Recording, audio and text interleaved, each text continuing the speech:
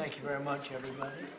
Would you like to come behind us? Come on over. Come on. Don't be shy. Don't be moving back. Don't be shy.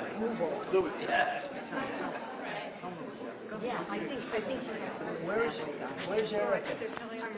no, he's right here. Because we're doing the swearing in right here. Just so you need to swear. Always a producer. You can't be on this side of the president. Okay, so we'll do it. You get behind him. Thank you very much, everybody. You stand in front over here. He goes over there.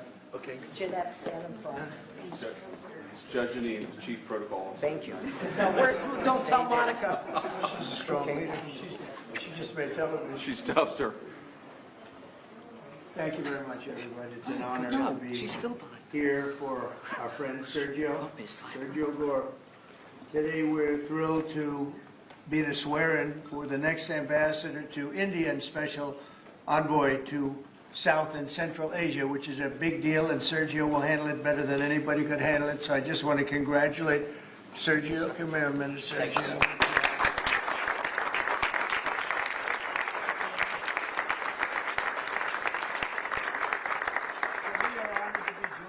Afternoon by our great Vice President, J.D. Vance. Thank you, J.D. Secretary of State, Marco Rubio. Thank you.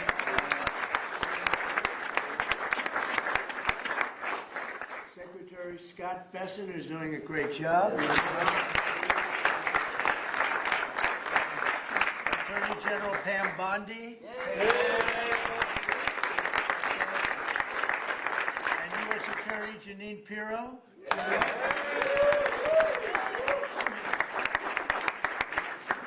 DC is a very safe place, Janine, right? Very safe place, and we're going to keep it. Yes. Along with Senators Lindsey Graham, Jim Risch, Tommy Tuberville, and Katie Britt. And I will give you an exemption because, you know, they're supposed to be right now in the Senate. And if you guys want to sneak out, nobody will see you leaving. Do you want to do that, Lindsey? Or do you want to stay It won't be too long. Okay, you sneak out anytime you want.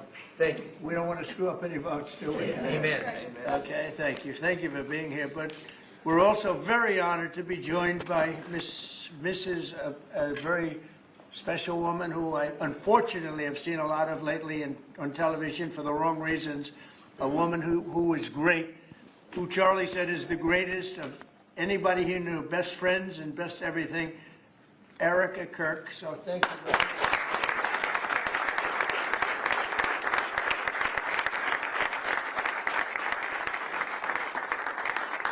And as Erica knows, another special woman, Laura Ingram.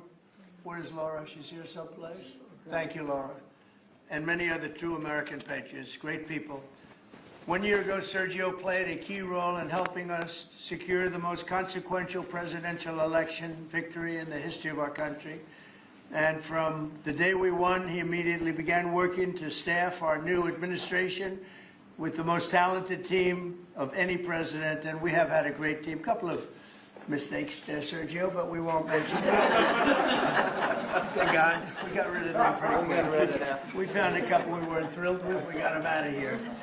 But as my director of office and presidential personnel from the early days of transition, Sergio's leadership was essential to fulfilling the historic mandate entrusted to us by the American people. And that's what we've done. With the help here at the White House, we set new benchmarks for presidential staffing. Nobody's done it, I think, hopefully better, but certainly quicker. But I don't think anybody's done it better. We have great people. Surrounded by the people that I really do love and like and respect. But we hired 4,000 appointees across every federal department in record time, including over 1,000 appointments on day one. So before we even got started, we had over 1,000 people working for us. Under Sergio's leadership, federal agencies and departments reached staffing levels of 95%, and is faster than any administration in modern day history. And prior to his work on behalf of my 2024 campaign, Sergio had tremendous success as an entrepreneur in the publishing world. He even published my book, which went to #1. I was very happy, because if it didn't, I wouldn't probably be here. And now I'm trusting Sergio to help strengthen one of our country's most important international relationships, and that's the strategic partnership with the Republic of India. It's a big deal. India is home to one of the world's oldest civilizations, the largest country in the world, actually. And it's got over 1.5 billion people. And we have a fantastic relationship with the Prime Minister, Modi. And Sergio has only enhanced that because he's become already friendly with the Prime Minister, knowing that Sergio is going to be the ambassador they would call constantly to say, let's get to know this man, and they like what they see. So I know you're going to have a great success over this. It's a very important relationship. But it's also the fastest growing middle class, and it's an important economic and strategic security partner in the Indo-Pacific region. It's an amazing country, actually. 1.5 billion people. China has 1.4 billion. Those are two big countries. As ambassador, Sergio will work to fortify our country's bond, promote investments in key U.S. industries and technologies, increase American energy exports, and expand our security cooperation. And you know, we're making a deal with India, a much different deal than we had in the past. So right now they don't love me, but they'll love us again. We're getting a fair deal, just a fair trade deal. We had pretty unfair trade deals. They're very good negotiators, Sergio, so you have to take a look at that, if you would, please. But we're getting close. Scott, I think we're pretty close to doing a deal that's good for everybody, right? In the old days, do you think Biden would ask that question? I don't think so. Let's say, how are we doing with India? He didn't know about India. He didn't know a damn thing. But that's okay. We had him. Likewise, in Sergio's role as special envoy to South and Central Asia, he'll be a key emissary to a very important group of nations at the crossroads between East and West. And last week, I was honored to host the leaders of 5 Central Asian countries here in the White House. And Sergio will be helping with all of that. We had an amazing meeting the other night at the White House. And I'm confident that Sergio will do an outstanding job and make our country and all of his friends very proud. But I'm very proud of Sergio. I've known him for a long time, and he's a great guy. And most people love him. Some people don't like him so much. I'll be honest with you, Sergio. Some people, when they don't like Sergio, they don't like him. But when they like him more than anybody. But most of them really are the like category. And I just want to say that I think he's going to be an outstanding representative for the United States of America. And it's a big deal. Being the ambassador to India is a big deal. So, Sergio, congratulations. I know you're going to do a fantastic job. Thank you, sir.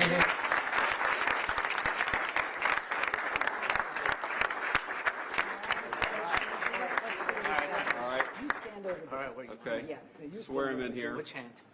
left hand on the Bible, right hand up. So Thank you. Thank you, Judge. I That's right, we appreciate got the the judge. assistance. Yeah. We have such a crowd here, you'd think we're swearing in a vice president, sir. Okay. Please repeat after me. I, Sergio Gor, I, Sergio Gor, do solemnly swear do solemnly swear that I will support and defend the Constitution of the United States that I will support and defend the Constitution of the United States against all enemies, foreign and domestic, against all enemies, foreign and domestic, that I will bear true faith and allegiance to the same, that I will bear true faith and allegiance to the same, that I take this obligation freely, that I take this obligation freely without any mental reservation without any mental reservation or purpose of evasion, or purpose of evasion, and that I will well and faithfully and that I will well and faithfully discharge the duties discharge the duties of the office on which I am about to enter. of the office of which I'm about to enter. So help you God. So help me God. Congratulations, Mr. Ambassador.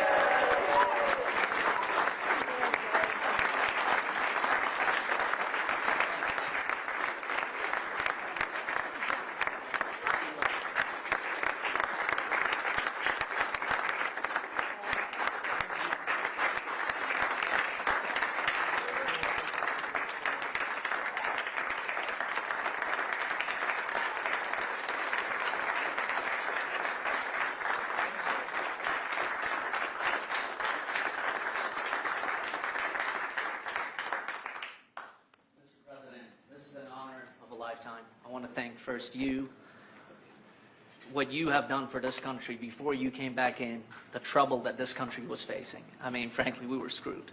What you have achieved in 10 months has been historic, has surpassed any other presidency, and I fully believe what you will achieve in the next 3 years will never be beaten.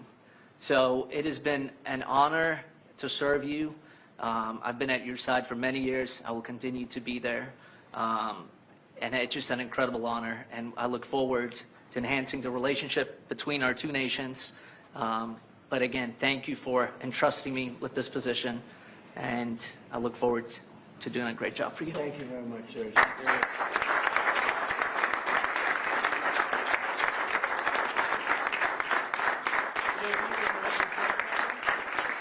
Well, thank you, sir. First of all, congratulations, Sergio. You're going to be a great ambassador, a great representative to the country of India, which the President and I both love.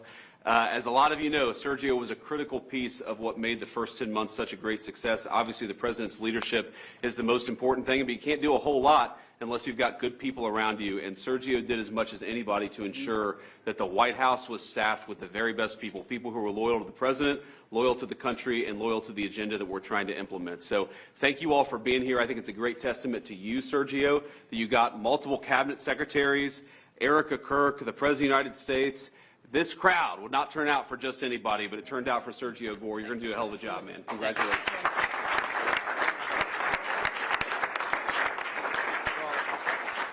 Just to echo what Sergio said, Mr. President, you've done a lot for this country, more than any other president has in such a short period of time, and part of that is putting together a phenomenal team, and I know Sergio was instrumental in helping you achieve that, and so we think he'll do a great job. This is a very impressive collection of people. There are almost 1.5 billion people in the Oval Office right now. But Sergio's going to do a phenomenal job. Those of us who've known him, so many of his friends that are here and family as well, that know how hard he works, 24 hours, 7 days a week. And that's what it takes to work in this administration, because of how much you're pushing our country forward around the world and here at home. And we know Sergio will do a great job. So congratulations, Sergio. You're going to do a phenomenal job.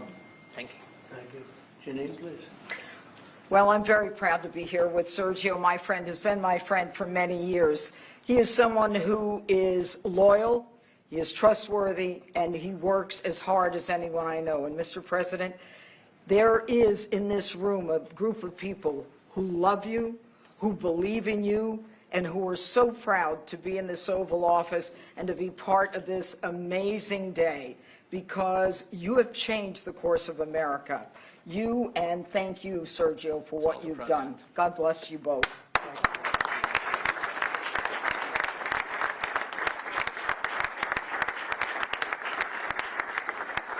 He was also very good friends with a guy named Charlie. We just knew him as Charlie, and his wife, who he loves so much, is here with us. And maybe you know how close they were together. Maybe, Erica, you could say a couple of words, please. I'm honored to, sir. Charlie loved you. It's hard not to get emotional because I know that he would have been the first phone call when he found out that you were going to be taking this position. And the way that I was able to witness the two of you work together for years and to champion and support the president was absolutely humbling to witness. And I am so proud of you. And Charlie is going to be with you every single day. In spirit, and I will be praying for you every day, because I know that this is just the beginning of an incredible opportunity for you. And sir, thank you for allowing Sergio to have this beautiful moment. Thank you very much. Thank you, John. And that man's watching over us right now, right? Okay.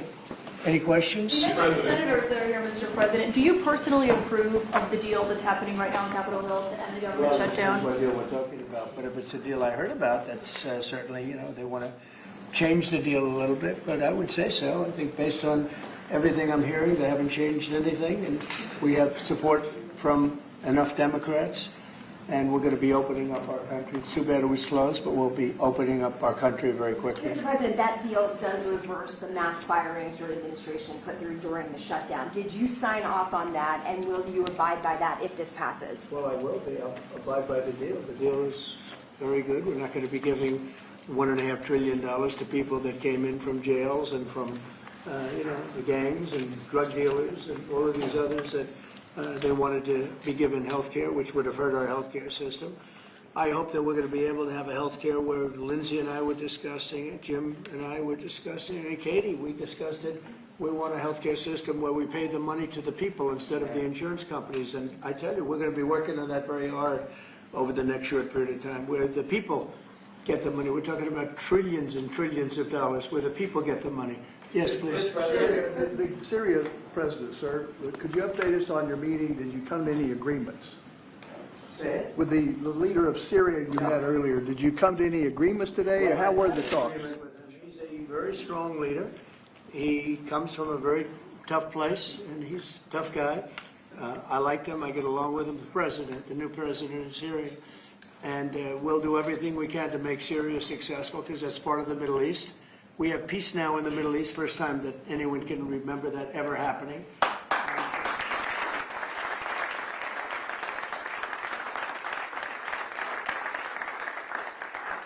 Syria is a very big part of the Middle East, very important part. If you look back at Syria for years, they had the doctors, the lawyers, they had so many of the great intellects. It's an amazing place with great people. And we want to see Syria be successful along with the rest of the Middle East. So I have confidence that he'll be able to do the job, absolutely. Mr. President, can we expect? How close are you to a deal on a trade deal with India? Are you willing to consider lowering the current tariff rate?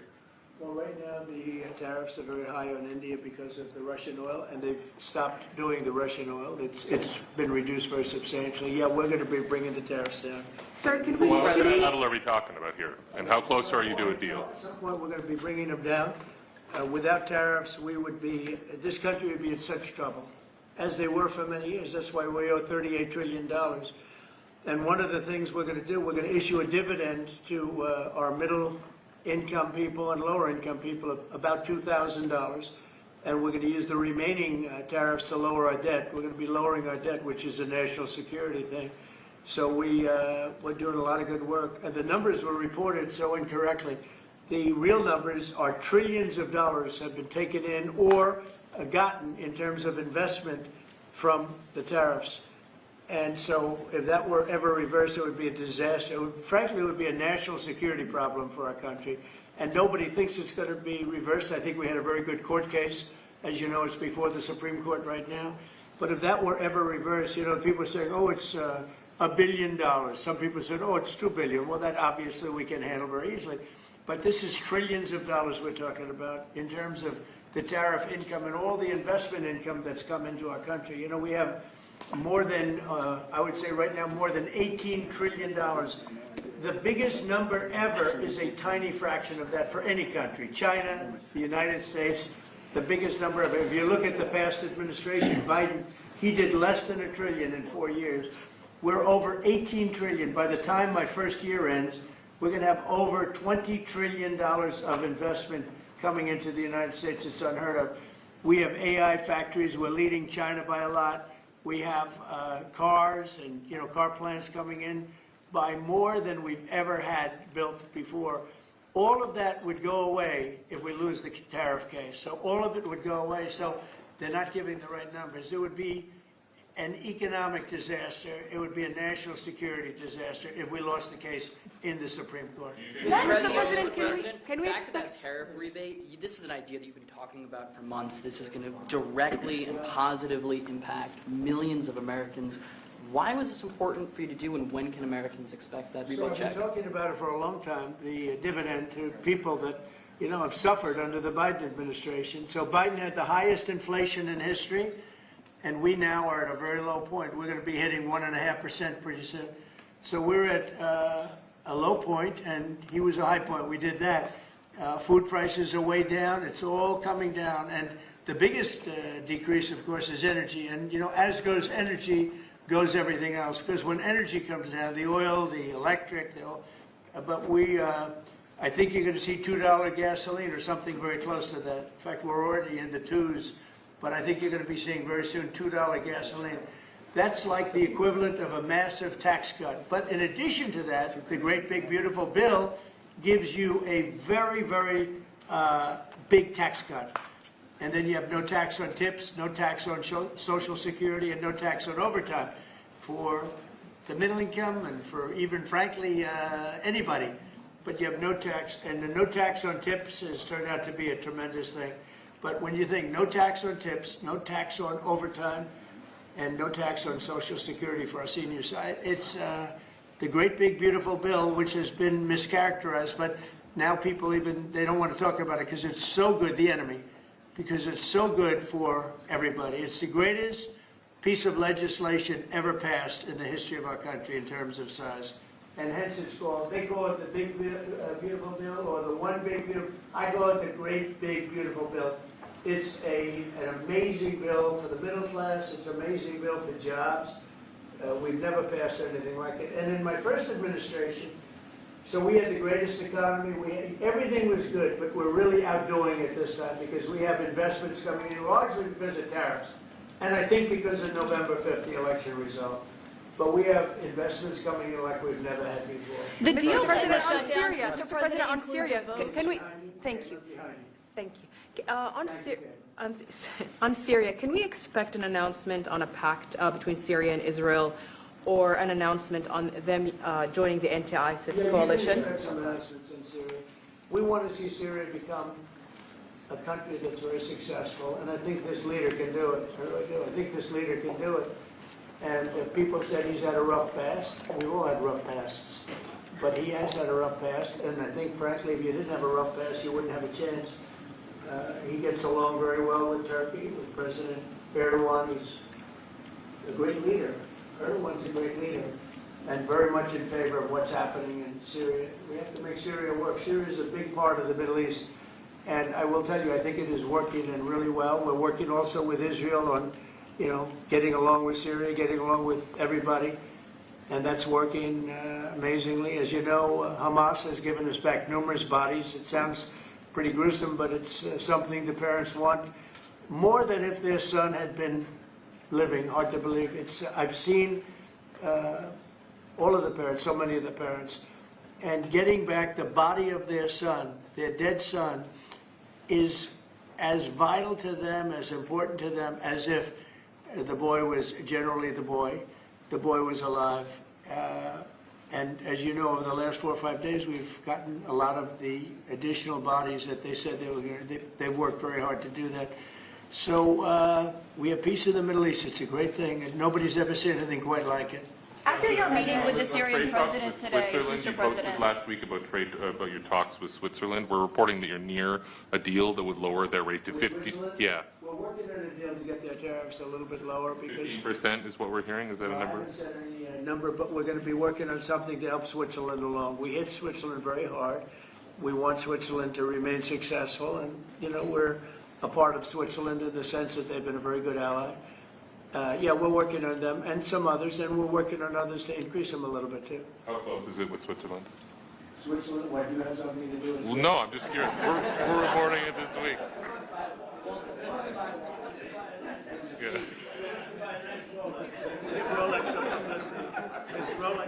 We're reporting it could be a couple of weeks. That's why I'm asking. It's a beautiful country. It's a small country, but economically very big. So we're working on something. After your meeting with the Syrian president earlier today, Marjorie Taylor Greene, who is a big ally of yours, said that she would rather see you focused on nonstop domestic policy meetings here at the White House instead of nonstop foreign policy meetings. What's your response to her saying that, and also saying that grocery prices are up and not down, as you've said? Yeah, so I don't know what happened to Marjorie. She's a nice woman, but I don't know what happened. She's lost her way, I think. But I have to view the presidency as a worldwide situation, not locally. I mean, we could have a world that's on fire where wars come to our shores very easily if you had a bad president. We had a horrible president, and we ended up with Russia, Ukraine, and we ended up with other disasters, too. Don't forget, I put out 8 wars, 9 to come. I think I'll get the other one taken care of. But I put out 8 wars. And look at the damage that Russia, Ukraine has done to us as a country. I mean, we spent $350 billion. We're not spending any money anymore. Now they pay us through NATO. I got NATO to go from 2% to 5%. Well, that's very important. When you're president, you really sort of have to watch over the world because you're going to be dragged into it otherwise. You're going to be dragged into a world war. I think if I weren't president, first of all, that war would have never happened if I was president.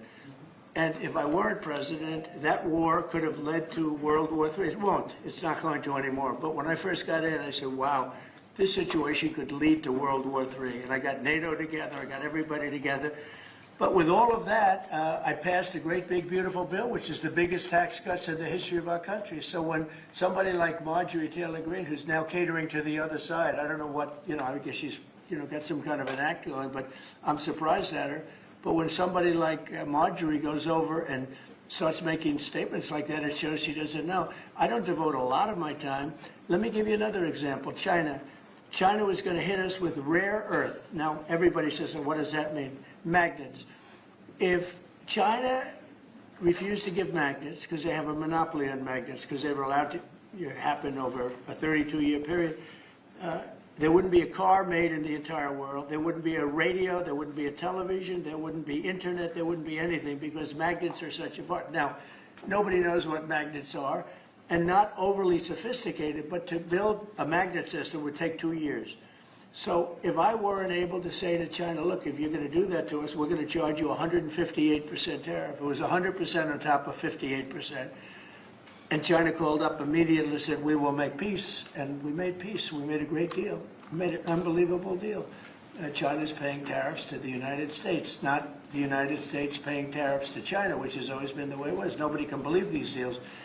But so when somebody makes a statement about he's devoting time to the world, well, the world is the United States, because if the world's in trouble or if the world is ripping us off, the world was ripping us off before I came here. Europe was getting massive tariffs.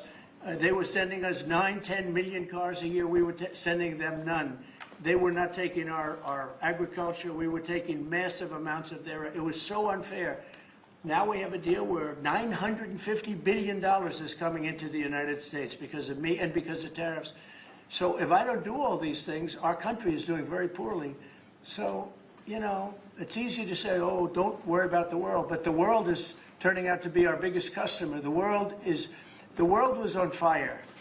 And we could have been in that fire very easily if you didn't have a president that knew what he was doing. Can you guarantee to Americans that travel is going to go back to normal once the government, all the air travel better delays, than normal. that You know why? when the government reopens, Yeah, that sure. this will It'll go be back? much better than normal because we're buying the most sophisticated avionics and technology for our control towers, and we didn't have that. We had a guy named Buttigieg. Edge, this is the best way. Just say two edges, like off the edge of a cliff, which is where they were taking us, by the way. Edge was the Secretary of Transportation, and he spent billions of dollars trying to patch together our air traffic control system, which was a conglomeration of all different systems in all different cities. They had hundreds of companies working on it, and they were spending billions of dollars. And when they turned it on, it didn't work. It didn't even work a little bit. That's why you had a helicopter crashing into an airplane, that if we had a great system, bells and whistles would have started going off. So we are now in the process. We're in final bids of getting the finest system anywhere in the world. I've analyzed it. Sean Duffy has been working really hard on it, doing a fantastic job, by the way. And over the next 2 or 3 weeks, we'll be handing out the finest air traffic control system anywhere in the world. All the towers will be equipped. They were going copper wire into glass wire into other types of wire. And if you do anything, copper wire doesn't work with glass.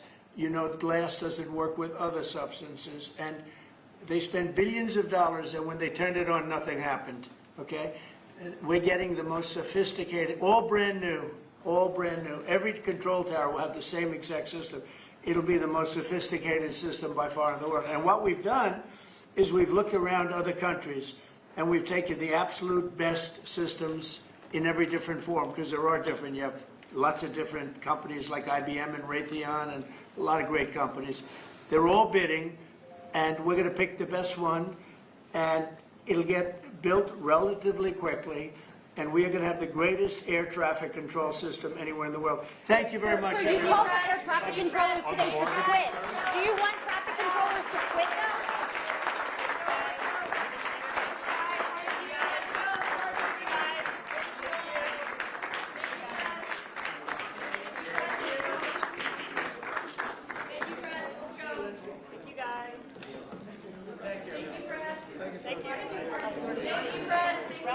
Thank you, Mr. President.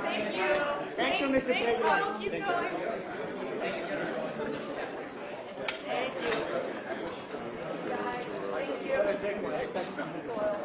you.